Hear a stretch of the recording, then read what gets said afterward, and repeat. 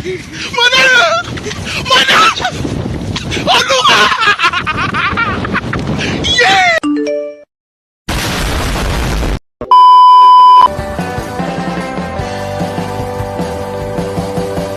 Benar kata orang dahulu, kasih jangan keterlaluan. Saya 괜찮아. 괜찮아요. 괜찮아.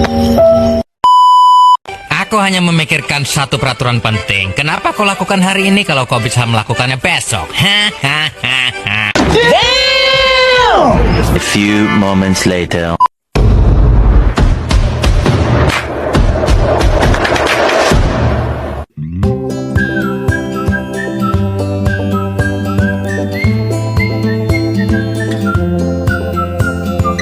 Assalamualaikum warahmatullahi wabarakatuh. Perkenalkan, nama saya Rahma Isyah dengan nomor NIM 60222101026, mata kuliah Teknologi Pendidikan dengan dosen pengampu Bapak Ali Murtokpo. Latar belakang dari makalah ini yaitu mengenai pesatnya perkembangan teknologi di berbagai bidang termasuk pendidikan. Kemudian pendidikan modern menuntut pendekatan berbasis teknologi untuk memperkaya pengalaman pembelajaran siswa. Selanjutnya, teknologi memungkinkan pembelajaran yang fleksibel, terintegrasi, dan berbasis pada kebutuhan peserta didik atau student-centered learning. Relevansi dari makalah ini yaitu teknologi pendidikan berperan dalam mentransformasi metode pengajaran konvensional menjadi interaktif dan lebih relevan dengan tuntunan zaman.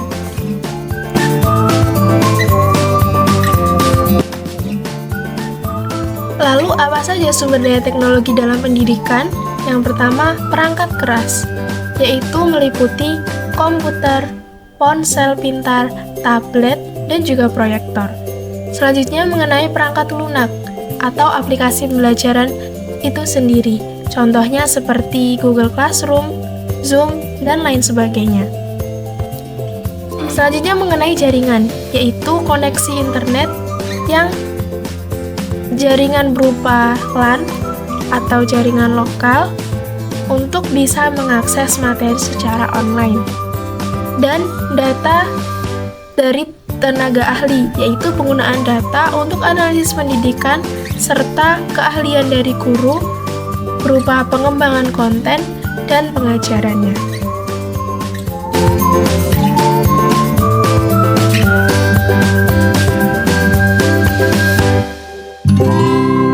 Jenis sumber daya teknologi yang pertama, sumber daya yang dirancang khusus, yaitu yang meliputi Learning Management System atau LMS, di mana LMS ini terdiri dari Google Classroom, Moodle, atau Canvas untuk mengelola pembelajaran daring.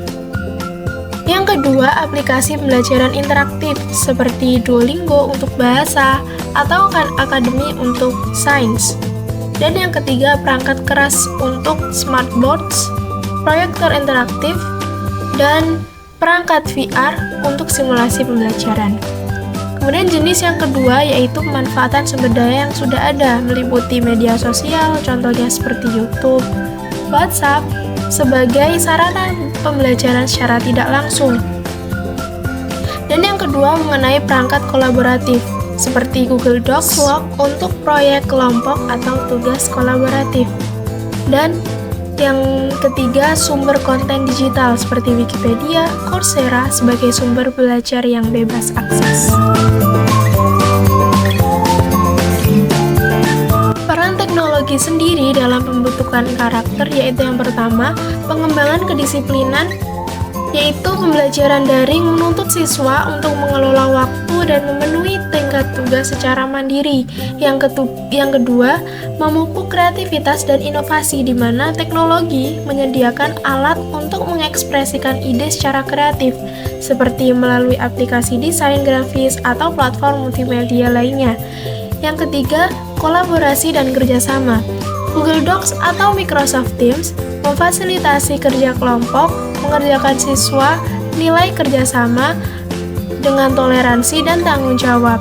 Yang keempat, pemecahan masalah dan konflik, di mana teknologi pendidikan melatih siswa dalam berpikir kritis dan menyelesaikan konflik dalam konteks kolaboratif. Yang kelima, etika digital, di mana mengajarkan integritas melalui praktik anti plagiarisme, menghargai hak cipta, dan kesadaran akan privasi itu sendiri. Selanjutnya, etika penggunaan sumber daya teknologi. A. Kejujuran, di mana menghindari plagiarisme dan memberikan penghargaan pada karya asli. B. Mengenai prinsip keadilan, akses yang merata ke sumber daya teknologi tanpa adanya diskriminasi.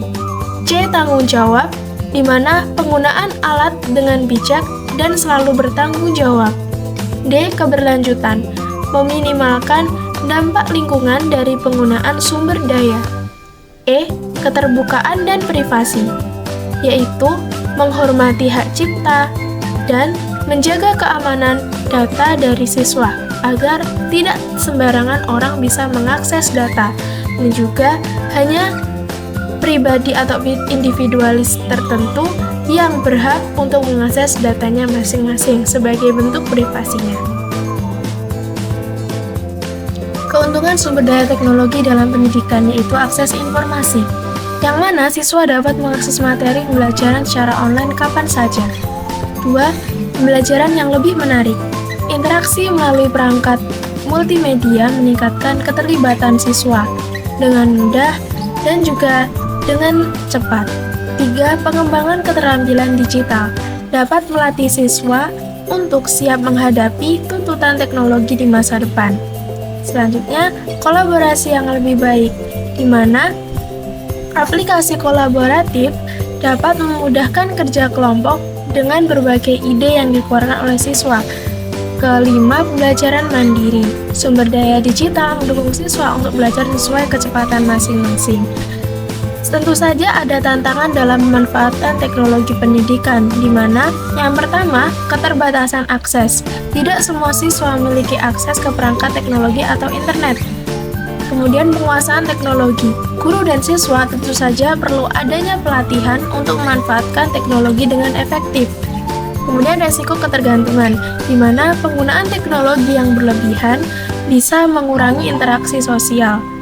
Yang keempat, masalah keamanan dan privasi, di mana data siswa harus dilindungi untuk menjaga keamanan informasi. Dan selanjutnya adalah biaya implementasi, mana perangkat keras dan lunak seringkali membutuhkan investasi besar, contohnya biaya untuk pengadaan komputer atau kebutuhan untuk membeli lisensi perangkat lunak resmi seperti Microsoft Office 365 atau lisensi perangkat lunak lainnya. Kesimpulannya yaitu teknologi pendidikan memperkaya proses belajar, meningkatkan keterlibatan, dan membentuk karakter siswa yang siap menghadapi tantangan di masa depan. Dengan etika dalam penggunaan teknologi penting untuk memastikan pemanfaatan yang positif dan berkelanjutan. Untuk itu, rekomendasi yang perlu dilakukan yaitu yang pertama, optimalisasi pemanfaatan dari teknologi pendidikan itu sendiri.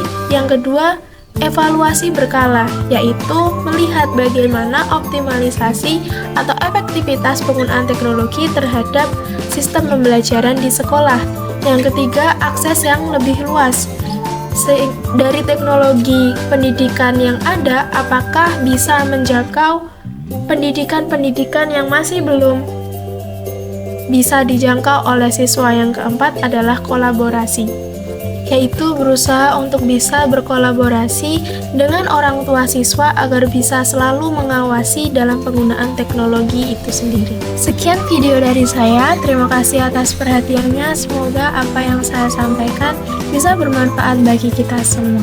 Wassalamualaikum warahmatullahi wabarakatuh. Bye-bye.